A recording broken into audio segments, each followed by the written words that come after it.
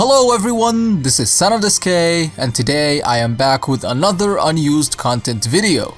Today I'm going to be showing the unused cutscenes from Demon's Souls, Dark Souls 2 and Dark Souls 3. Now, if you are wondering why I didn't put Dark Souls 1 on the list, it's because we have already seen all of them back when the debug mode was leaked and I already uploaded videos about them. But the rest of the Souls series, nobody was even talking about the possibility of unused cutscenes existing in other games. And that is exactly what me and Pavuk from Discord were doing for the last 2 months.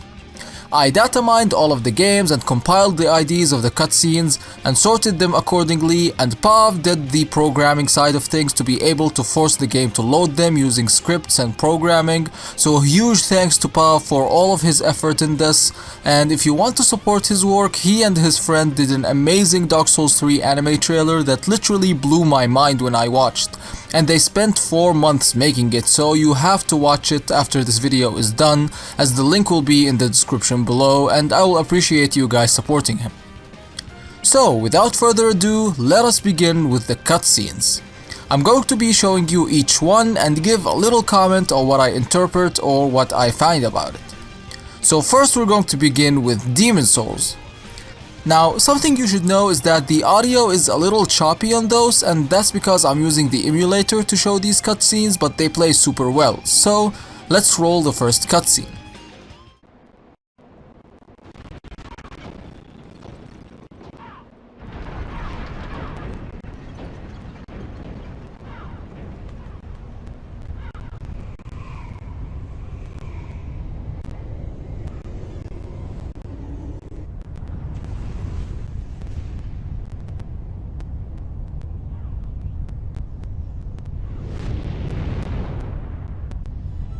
As you saw, the cutscene shows when the gate in the first level opens, but it doesn't have Phalanx there, but rather the Tower Knight, which is the second boss in this area.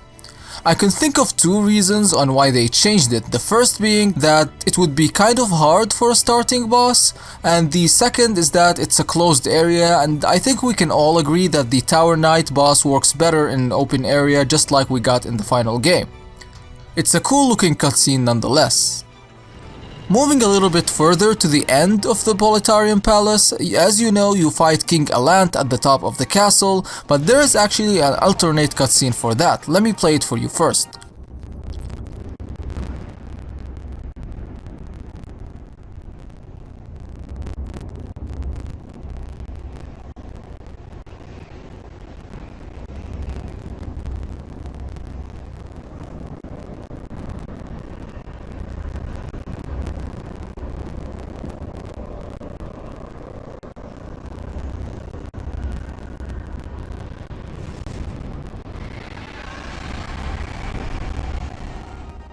So as you saw, the cutscene is the same as the original with the exception of the blue Hellkite dragon appearing at the end, which looks super cool.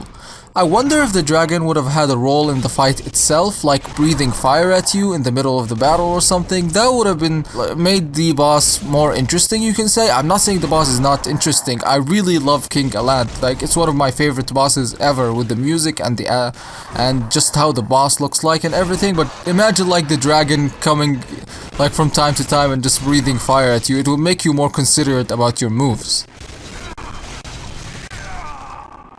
Moving on to the Shrine of Storms, we have a sort of unused filler cutscene, I think, for the Storm King boss.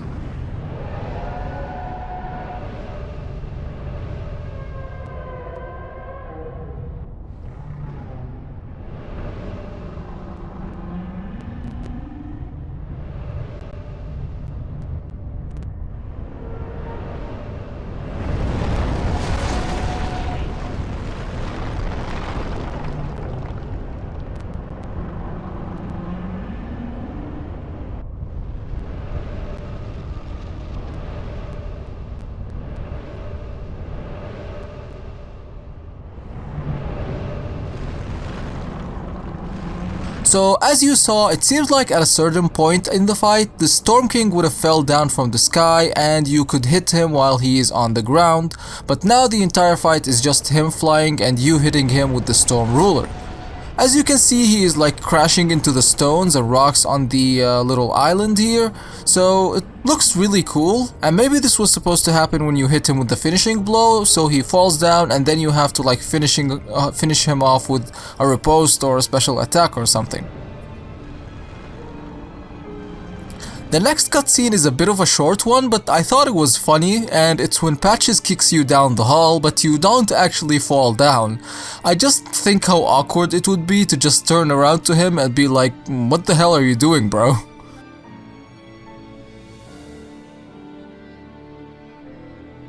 Next we have is a different intro cutscene for the Old Monk boss fight.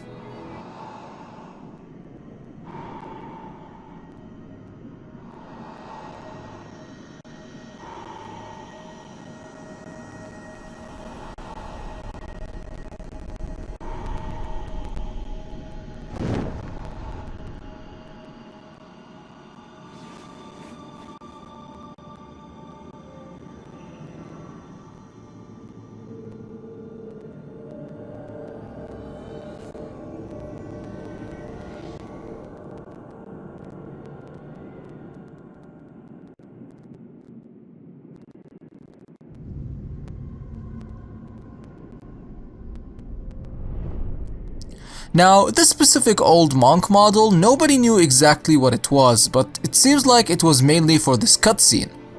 And also, if you noticed at the end, he spawns these 3 symbols, and I believe that it might have originally spawned the Gargoyle boss there, or the Man-Eater boss, which would have been a far more interesting boss fight, as it's the last boss in that area and you get the demon souls from him, so it would have been like a harder boss, made it more challenging, you can say. So like in other areas, the last bosses are, you can say, you feel that you are actually beating the demon, you can say, so that would have been a better thing in my opinion. And maybe they could have made the boss before it the PvP boss, but nonetheless, the cutscene looks cool.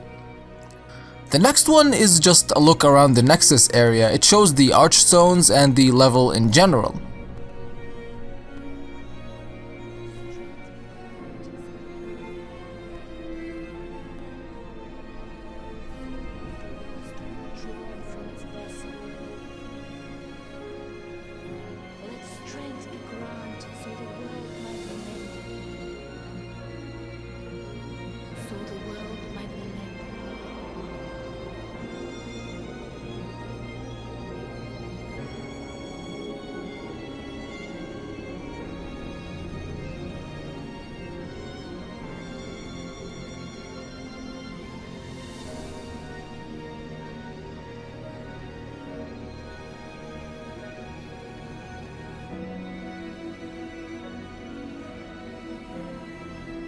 The other cutscene just has an alternate start from when the Maiden in Black calls the Old One, but nothing special there.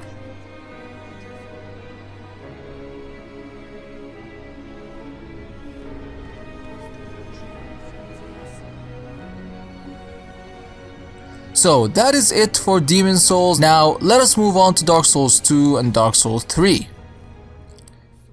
There are 2 cutscenes in Dark Souls 2, the first one being this.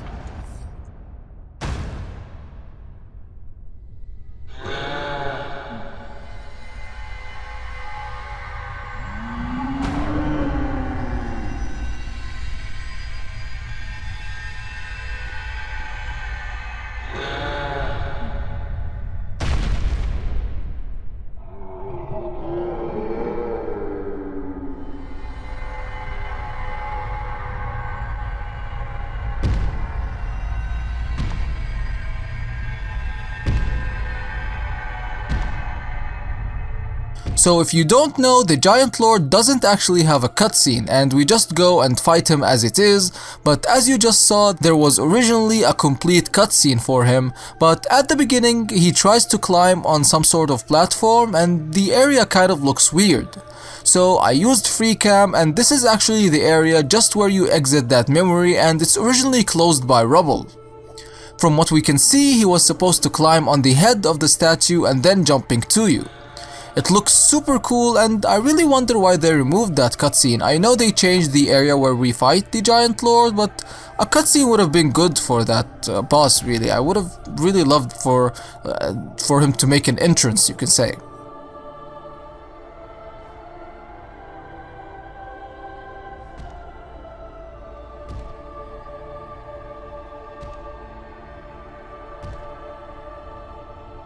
The other cutscene is a bit of a wonky one, but here it is.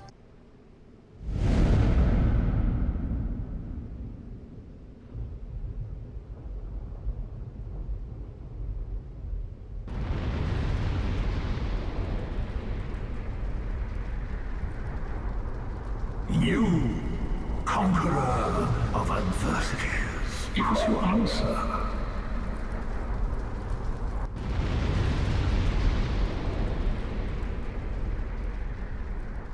This cutscene was supposed to be played right after beating Nashandra, but now it's just Aldea talking and then he appears normally without a cutscene or anything. You can tell from the animation of the player that it looks super funny here. Also, a thing that not many people know about the ending cutscene is that if you no-clip inside the throne room when it is closing, the player is actually sitting in a very cool looking pose. It is impossible to see this without actually using mods, and like my longtime fans would recognize this as I used it in a very old video. So that is it for Dark Souls 2 for now, but later on you're going to be seeing some super amazing stuff about it, but sadly it's not ready yet. It needs a lot more work to actually show the cutscenes in a playable format for you, but trust me, it's going to be worth the wait because I know what the cutscenes are, like I saw what they are going to be, and I'm just shocked that they removed this stuff. So I'm really excited to show these ones for you guys when they are ready. So let us move on to Dark Souls 3 now. The first cutscene is played in Firelink Shrine.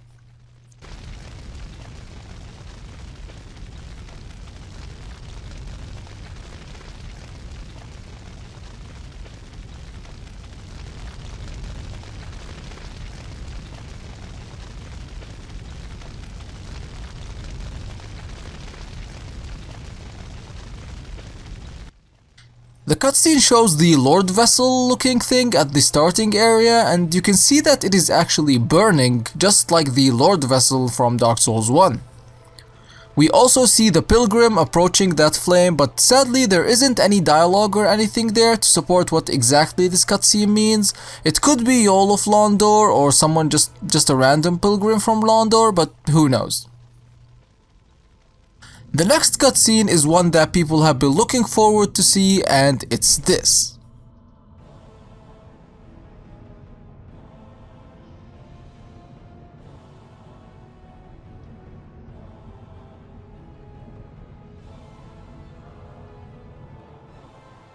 Yeah, this is the Bonfire Sacrifice shot that we got in the trailer of Dark Souls 3.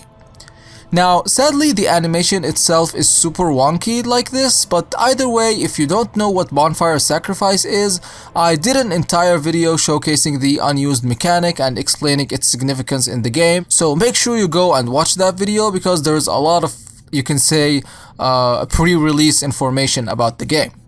Now, there are a couple more cutscenes in Dark Souls 3, but they aren't rendered in the game sadly, such as a cutscene showing Pontiff Sullivan, and an unused cutscene in Ariandel showing one of the Archdragon Peak snake enemies, which I was hoping to see in the game, but sadly it doesn't load well. There is also this cutscene which is for Lothric and Lorien, but I don't know why it's messed up like this. It's just small different camera angles and stuff, but the cutscene is mostly the same as the original one. So yeah, and also the environment around them doesn't render for some reason, even though I am literally standing inside the boss arena, but yeah, that's the cutscene basically. So yeah, that is it for today's video. I hope you all enjoyed these cutscenes, and make sure to like and subscribe as there are a lot of really cool stuff that I'm planning to do soon. Also, I recently started using Instagram for my channel, and I'm doing a giveaway for the PlayStation Experience 2017 dynamic theme, which is one of the best looking themes out there. So if you are interested, make sure to go follow me there on Instagram. It's SanadSK, and you can find the link to it in the description. And even if you're not interested in the theme, it would be very appreciated to go give me a follow as well, as I'll be putting some behind the scenes footage and a little bit of stuff like that. So I'll be seeing you in the next video. Bye bye.